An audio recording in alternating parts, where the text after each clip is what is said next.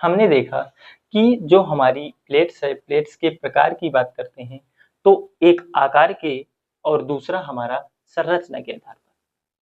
जो हमारी आकार के आधार पर होती है, उसमें 2 प्रकार होते हैं, एक बृहत माइक्रो और दूसरी लघु यानी कि माइक्रो। बृहत प्लेट 7 हो मुख्य रूप से 7 हैं, यानी कि जो बृहत प्लेटें हैं, वो हमारे विश्व में कितनी हैं?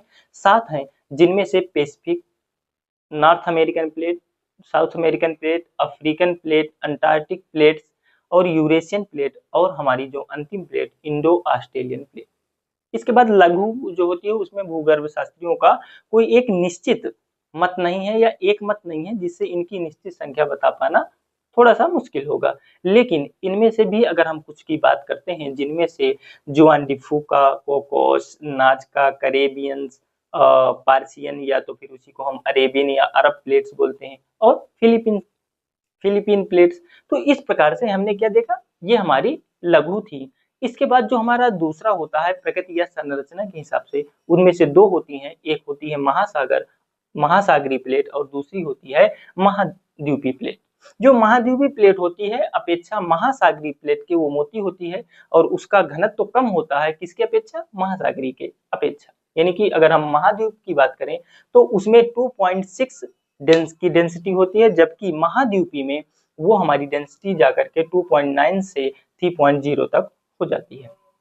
अगर हम उसके जो महाद्वीप है वो किस चीज से बनी होती है, तो वो मुख्यतः ग्रेनाइट या एंडेसाइट से बनी होती है, जबकि हमारी महाद्वीपीय प्लेट वो हमारी बेसाल्ट से बनी होती है। और बेसाल्ट जो हमारा परपटी है, वो जो हमारी महासागरीय परपटी है, उस महासागरीय परपटी के विनाश से या पुनर्चक्रण से ही हमारा क्या बनता है? ग्रेनाइट या तो एंडेसाइट का निर्माण होता है। लेकिन उसके बाद अगर हम उसकी प्रकृति की बात करें, तो जो महासागरीय प्लेट है वो क्षारीय होती है, जबकि महाद्वीपीय प्लेट अम्लीय यानी कि हमारी क्या होती है? एसिड होती है। और जो महाद्वीपीय होती है वो बेसिक होती है। और इसके साथ अगर हम महाद्वीप की बात करें तो उनमें जो सिलिका की मात्रा होती है वो क्या होती है? सर्वाधिक होती है, जबकि मैग्नीशियम और फेरस की हमारी कम मात्रा होती है। वहीं अगर दूसरी ओर महाद्वीप की बात करते हैं तो सॉरी महासागर की बात करते हैं तो उस पर हमारा सिलिका की मात्रा कम हो जाती है और फेरस व मैग्नीशियम की मात्रा क्या हो जाती है?